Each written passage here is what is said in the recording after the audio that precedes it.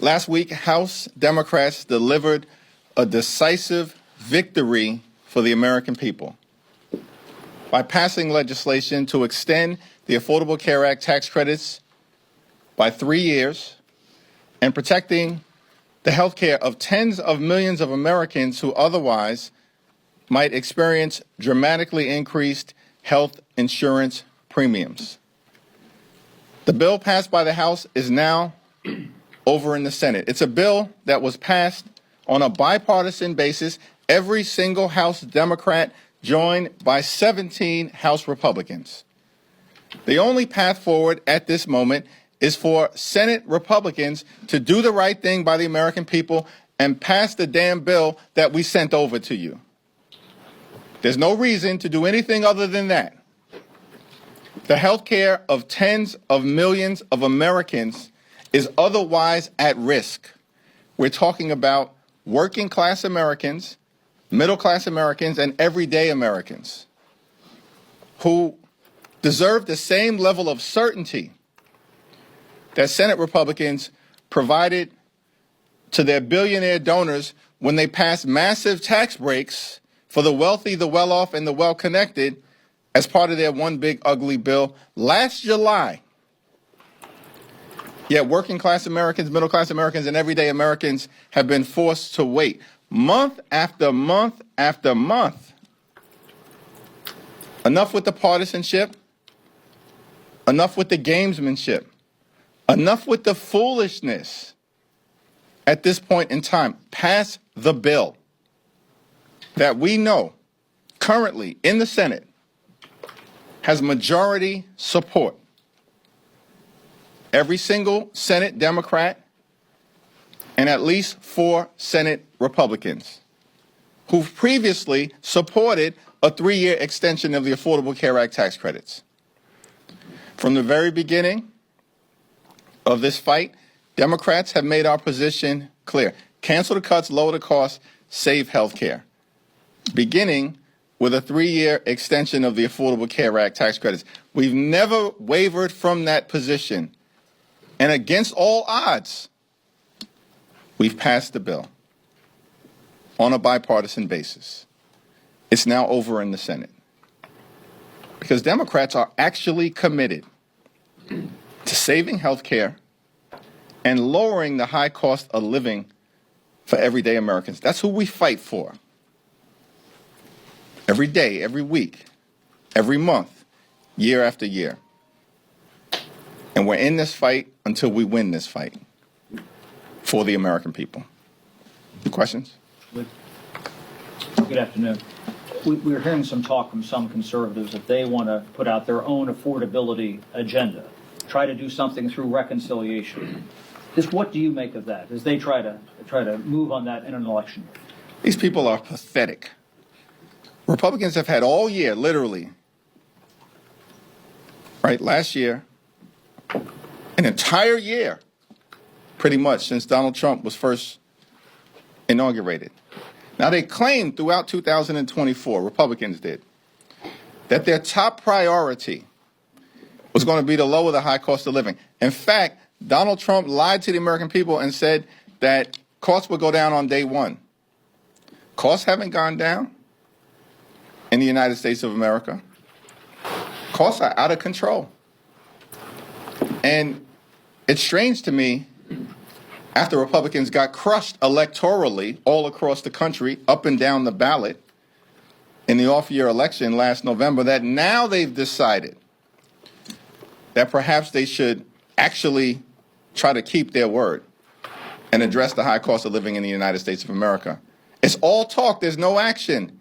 These people are not serious because in the very beginning of this Congress, in my first remarks to the House of Representatives, we made clear as Democrats, we will work with anyone in the Capitol or who's part of the incoming administration at the time to address the quality of life issues, beginning the high cost of living challenges confronting the American people.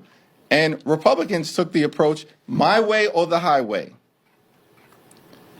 And now they find themselves in a very challenging position. These extremists must have thought that Democrats were just going to collapse and believe their hype, that they were going to steamroll the country. And now they're falling apart all throughout America. So no, I don't think they're serious. Because if they're serious, the only path forward is to have a conversation with House Democrats and Senate Democrats. That's it. There is no other path. These extremists don't have the votes to get a reconciliation bill done.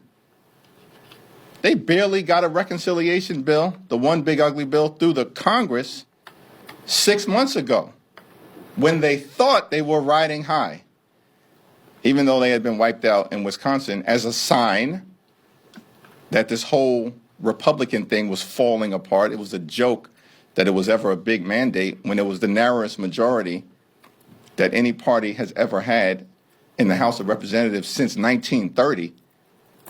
And yet Mike Johnson and others wanted to spin a lot of folks in this town as if there was some big mandate. But now it's clear. The smoke and mirrors is done. There's no clothes that the emperor is wearing at this particular point in time. Republicans will argue that voters will start to see some of the economic benefits. They argue from the big, beautiful bill this calendar year. Well, if they're relying on that to save their failing majority, best of luck. It ain't going to work. Thank you, Mr. Leader. Over the weekend, we saw congressional appropriators release another slate of bills that did not include DHS funding. Is it your understanding that there will need to be a continuing resolution for DHS, or is it your posture and the posture of Democrats to try to put some more restrictions on ICE as a condition for funding for the agency, given the situation in Minneapolis? Kristi Noem, the Department of Homeland Security, and ICE, they're totally out of control. And the American people want these extremists to be reined in. And what's in front of us right now is a spending bill that will go either one of two ways. Either Republicans will continue their my way or the highway approach as it relates to the Homeland Security bill, and if that happens, then it's going to be on them to figure out a path forward. Alternatively, particularly in the face of the tragedy, Renee Nicole Good should be alive today.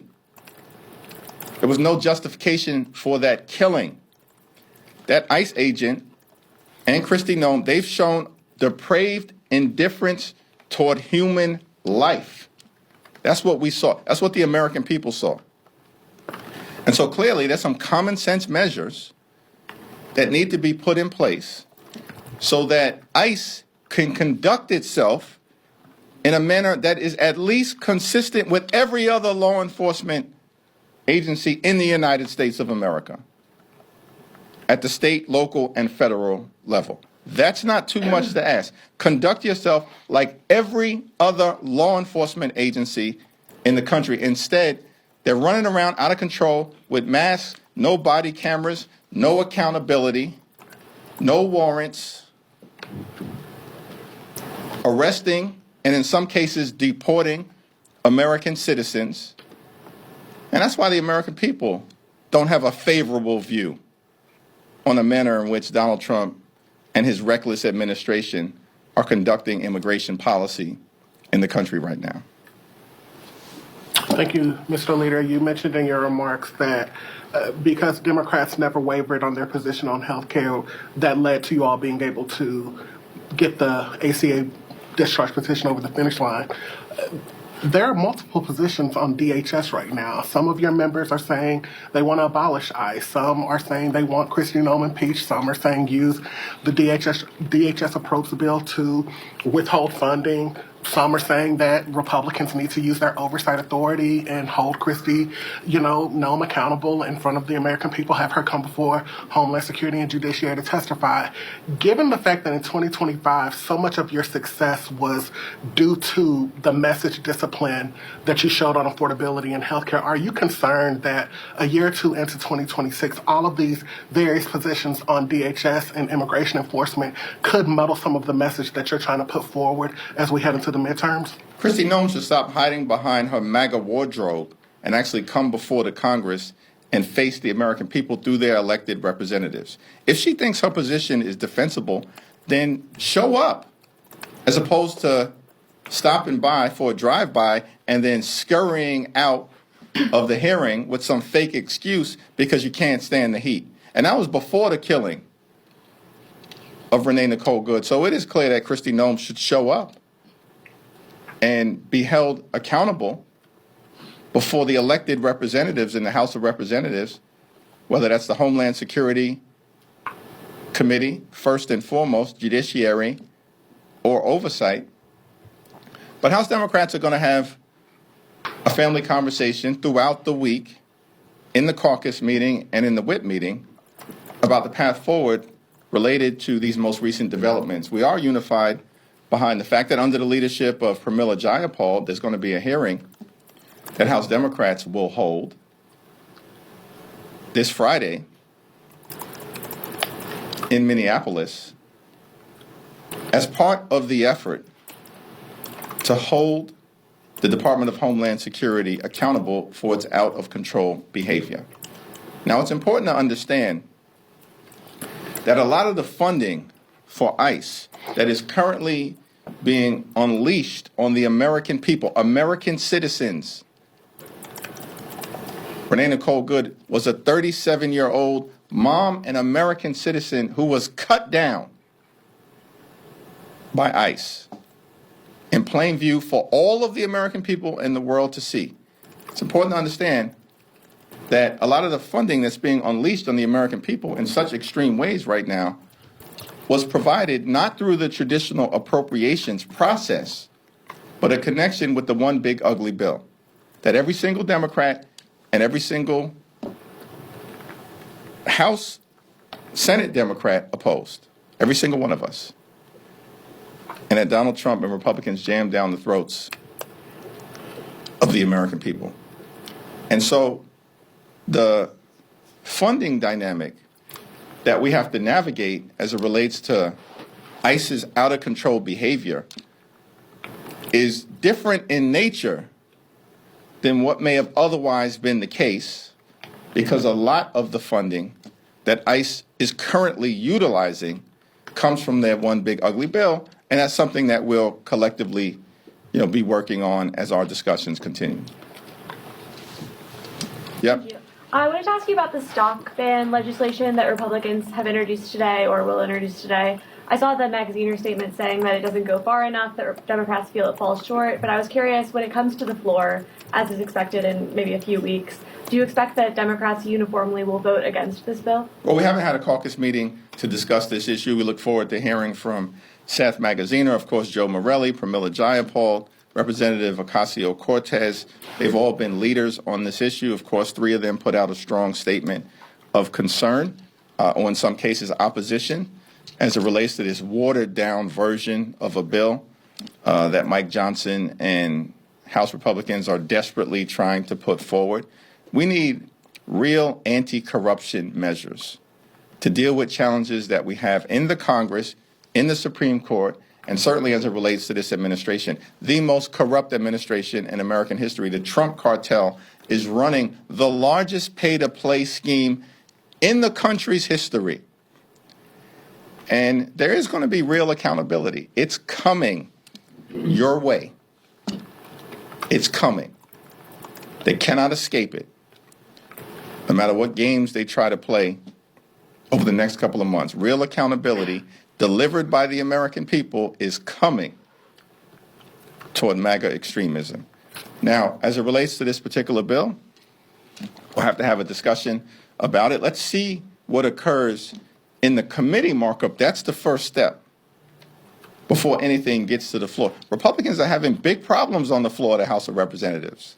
There's no guarantee that this bill has enough support on the Republican side, let alone on the Democratic side, to make it to the floor or even pass. Thank you, Mr. Leader. A couple of House Democrats within the caucus have raised possibly impeaching Trump, especially after Venezuela. There's a couple of others, obviously, who have also said in terms of cabinet officials like Kristi Noem. Are these conversations that you are entertaining at all? And if not, how are you tamping them down to make sure that the caucus is united going into the midterms? Well, we haven't had a caucus-wide conversation on that issue. Clearly, we're going to have to explore what accountability looks like as it relates to an out-of-control administration that continues to break the law, violate norms, and jam reckless right-wing extremism down the throats of the American people.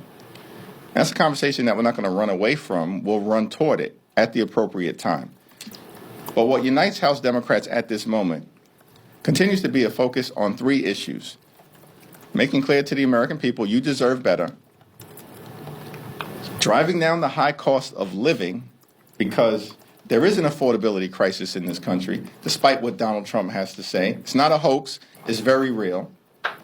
We have to fix our broken health care system, and we can begin by extending the Affordable Care Act tax credits, as House Democrats were able to successfully do on our side of the Capitol, and now it falls on John Thune and Senate Republicans to do the right thing.